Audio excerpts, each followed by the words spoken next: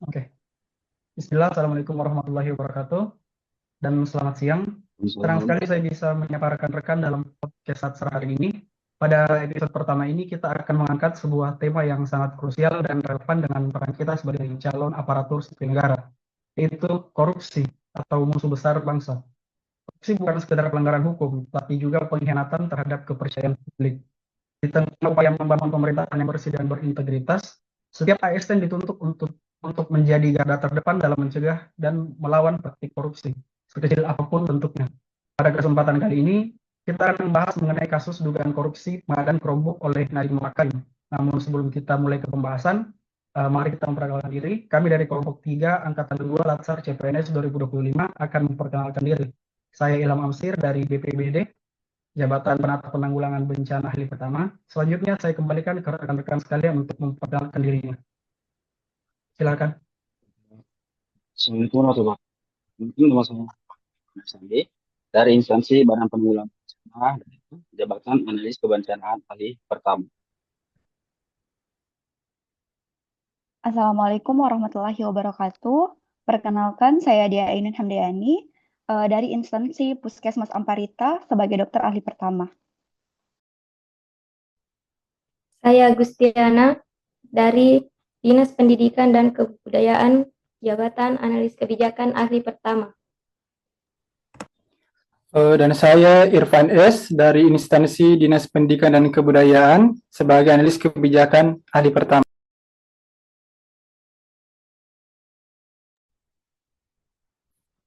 Saya Mary Dihapsari dari instansi Dinas Tanaman Pangan Hortikultura,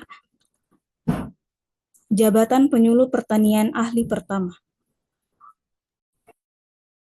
Saya Hairunisa dari Dinas Kesehatan Jabatan Arsiparis Ahli Pertama. Baik, saya dokter gigi ahli pertama di instansi Puskesmas Biloka.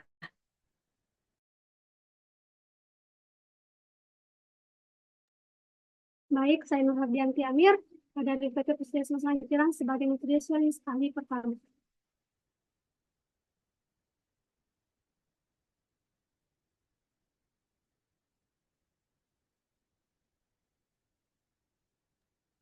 Baik, berikut kita saksikan video terkait dengan kasus korupsi Chromebook.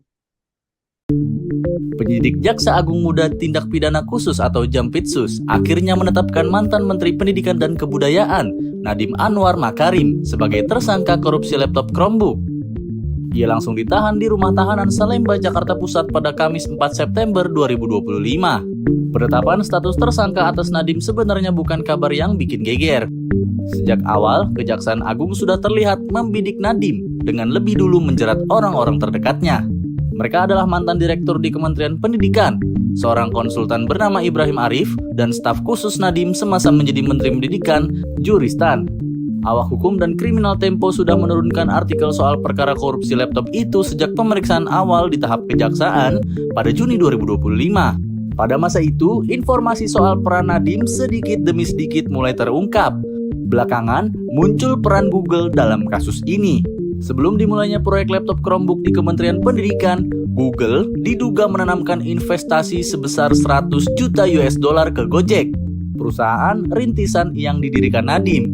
Direktur Penyidikan Jampitsus Nur Cahyo Jungkung Majo membuka peran Google itu saat mengumumkan status tersangka Nadiem pada Kamis 4 September 2025. Nadiem dituduh beberapa kali bertemu dengan pihak Google.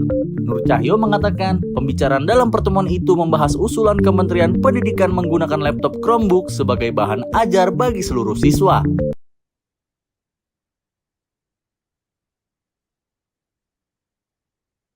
Baik, itulah tadi video dari kasus korupsi Chromebook. Kita akan langsung bertanya bagaimana pendapat teman-teman sekalian terkait dengan isu ini. Untuk narasumber pertama, bagaimana pendapat dari Kak Ridwan sendiri terkait dengan kasus ini? Tentu saya terkejut karena Nadiem itu adalah sosok inspiratif di era digitalisasi sekarang.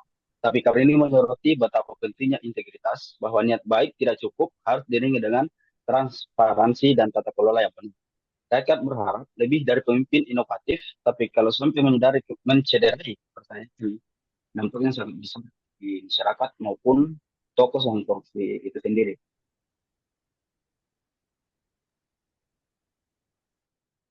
Kalau untuk Kak Dia sendiri, menurut Kakak bagaimana kiranya kasus ini dapat mempengaruhi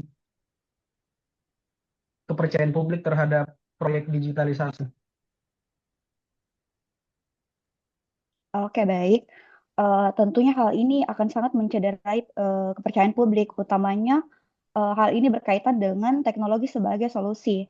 Nah, tentunya anggaran sekitar 9,9 miliar ini memiliki tujuan yang mulia, tapi apabila dia terkontaminasi dengan korupsi, tentunya masyarakat akan menjadi skeptis kepada pemerintah, utamanya terhadap proyek masa depan yang umumnya memiliki manfaat yang sangat besar. Selanjutnya, kalau untuk proses hukum yang sedang dijalani oleh Nadiem saat ini, bagaimana menurut pandangan dari Kak Gustiana sendiri? Ya, saya melihat prosesnya cukup transparan, ditetapkan tersangka, kemudian dipanggil berkali-kali, ditahan selama 20 hari, dan dibatasi untuk bepergian. Ini adalah wujud bahwa hukum bisa berlaku untuk public figure yang kelas atas, meskipun sempat menunggu bukti kuat sebelumnya. Apakah menurut Kak Irfan, apakah kasus ini juga menunjukkan pentingnya kajian teknis sebelum pengangkatan berat? Betul sekali. Kita melihat kejadian pandemi ini mendorong pemerintah untuk mengadakan digitalisasi sehingga diadakan program pengadaan Chromebook. Namun program pengadaan Chromebook ini harus diuji kelayakannya di berbagai wilayah di Indonesia, apalagi wilayah 3T karena adanya keterbatasan sinyal untuk wilayah tersebut. Dugaan manipulasi seperti spesifikasi menunjukkan pentingnya kajian teknis terbuka dan adanya pendampingan dari pihak independen. Seperti itu. Berdasarkan dari kasus ini, apa pelajaran moral yang kira-kiranya bisa kita ambil? Silakan Kak Mary. Baik, hal utama yang perlu ini adalah bahwa kuasa dan tanggung jawab harus berjalan beriringan. Ketika seorang diberi legitimasi besar, apalagi dalam situasi pandemi, maka kehati-hatian menjadi hal yang mutlak. Moralnya sederhana, niat baik tanpa disertai etika dan akuntabilitas justru dapat berujung pada bencana. Begitu. Baik, selanjutnya kalau menurut Kak Anissa, bagaimana kasus ini mencerminkan praktik korupsi di era digital seperti sekarang ini? Ya, kasus ini menunjukkan bahwa korupsi bisa mengambil bentuk modern, bukan hanya suap uang tunai, tapi lewat desain kebijakan, pengadaan teknologi, dan lelang yang tidak adil. Harus ada pemahaman etika digital di birokrasi, agar digitalisasi tidak jadi peluang korupsi baru, seperti itu.